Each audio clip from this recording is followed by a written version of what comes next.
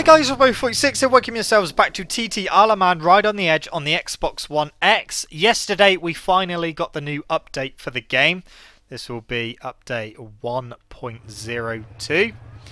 It was meant to come end of last week, but that didn't happen for some reason.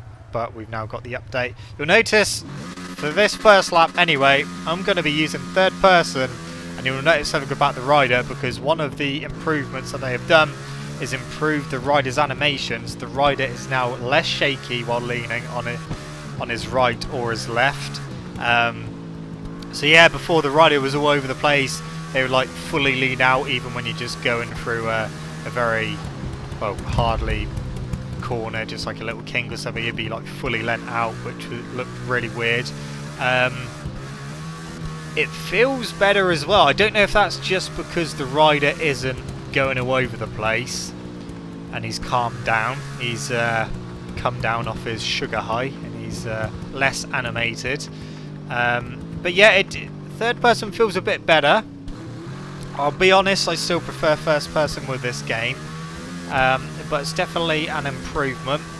A couple of other improvements that they've done: they've created an option to manage controls, so players can now manage steering, throttle, brakes and vibration sensitivity on gamepads, sticks and triggers. So that is something a lot of people have been asking for, so you can now customise the buttons even more. Also, AI riders are less likely to collide with other vehicles, so the AI should be less likely to collide with each other. So they should have a bit more spatial awareness now. Whether they try to avoid the player as well as the other AI, or if they're still going to plough into the back of you, hopefully they won't, but I'll have to test that out to see how they are. So we've got a long list of fixes that I'll run through. So I'm just doing time trial around the triangle circuit on the Norton at the moment, but I'll run through the fixes. Fixed a bug where the engine's sound were not synchronized anymore after several laps. This has happened to me a little bit. It happens more on the TT races. You may notice in some of my videos it sounds like after a little while you end up getting clutch slip. That's just the audio starting to become unsynced. And I know quite a few people who have done the longer races around the TT. After a few laps, the sound completely went for them. So that should no longer happen, and the sound should stay as it should for the whole race. They've fixed a crash occurring when finishing the 6th lap of the Tourist Trophy. So the game was crashing when people were finishing the 6th lap. That's now fixed. Fixed a crash occurring in career mode. That isn't very helpful at all, that one, because it doesn't say what the crash was and when it occurred. Fixed a bug occurring when players cannot exit the results screen after being disqualified because of excessive speed in the pit stop. So people get disqualified for going into the pit lane too quickly and then get disqualified from the race, but then not being able to back out of the results screen.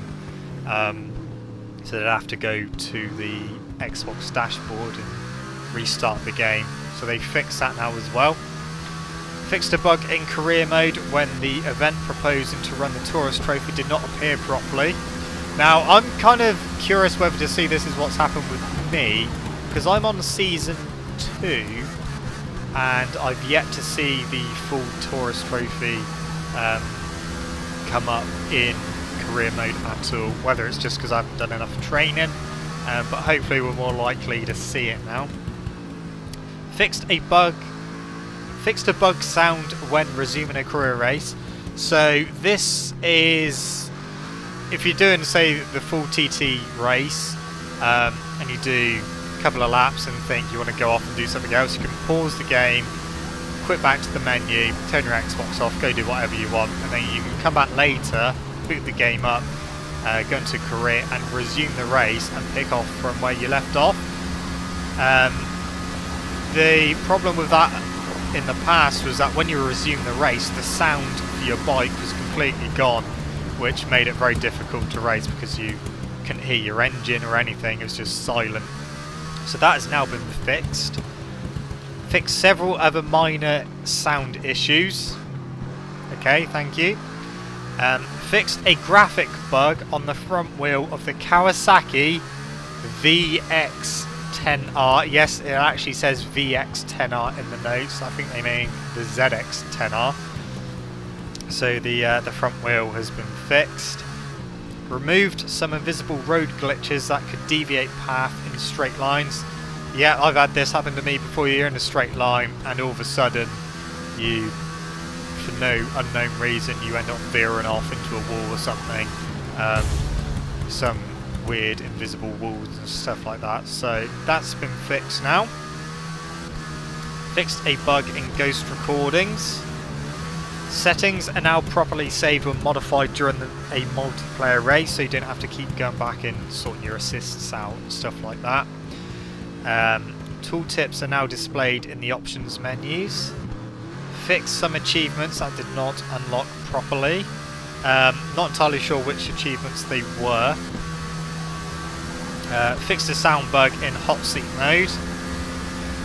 Fixed a rare graphics corruption bug during loading screens. I've actually had this one a couple of times. It's actually on one of my videos. I don't know if it's the first career video or second career video, but it's definitely on one of them. Basically, when the game's loaded, you get a big part of the loading screen that just starts, well, it goes green and purple pixels. It's really weird. Yeah, but they fixed that now, so it went like pixelated, but just green and purple, but that's been fixed now. And the final one, which is the one that I'm most impressed by, which you wouldn't have been able to tell just from watching me do some laps. You wouldn't be able to tell from me playing anyway, but trigger feedback has now been added to the Xbox One gamepad. So the impulse triggers on the Xbox One gamepad. They finally utilised that in the game, and let me tell you, the game feels so much better.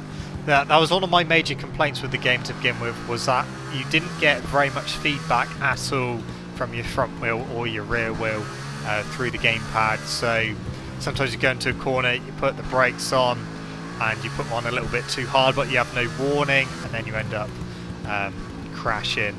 Or you come out of the corner, open the throttle too much, and again, without no feedback, your rear comes round and you end up crashing as well. Finally, that has changed, and I'm pleased to report that it works a treat.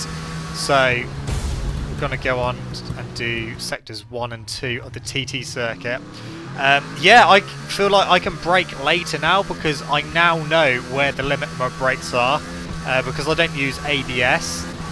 So when I don't fully press the trigger, otherwise that will lock the front up, but I can almost press the trigger the whole way, and then I get a bit of vibration through the trigger to let me know that if I press it anymore, then I'm going to end up locking the front up. So the left trigger does the front end of the bike, and the right trigger does the rear of the bike. So if you go into a corner too quick and your rear starts skidding or sliding, then you get a vibration in the right trigger to let you know that your rear wheel is on the edge of grip. And also, if you put too much throttle through coming out of a corner or something, then it vibrates again to let you know that it's losing grip again, and any more throttle and you will end up crashing. So that is the big bonus. For me, the most important thing that they've actually added to the game in this update. The feedback is a lot better.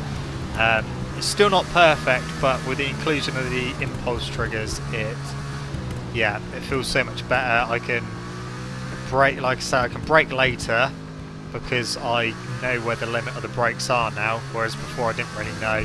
And I can be more precise, and yeah, it just feels so much better.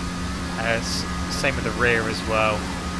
Just feel like, you know, you got more control, you got more feedback, so you know what the bike's doing, and you can just push as much as you need to without going over the mark. But yeah, that's definitely, for me personally, that is one of the the best things that they've added in this update. There's bound to be more updates in the future. There's bound to be one before the sidecars get released. That's next month, so we're bound to get another update just to mainly to implement the sidecars, but I'm sure they'll do some other tweaks to the game as well. So looking forward to seeing what else they're going to tweak in the game as well. I am pleased that they haven't dumbed down the physics too much and made it stupidly, well, a lot easier, because people were complaining it was hard. Luckily, it's still very similar to what it was, it's just you get more feedback in the controller. But anyway guys, that's it from me. Thank you so much for watching. Don't forget to leave this video a like if you enjoyed it. Subscribe to my channel for more content. I shall see you guys in the next video. See you!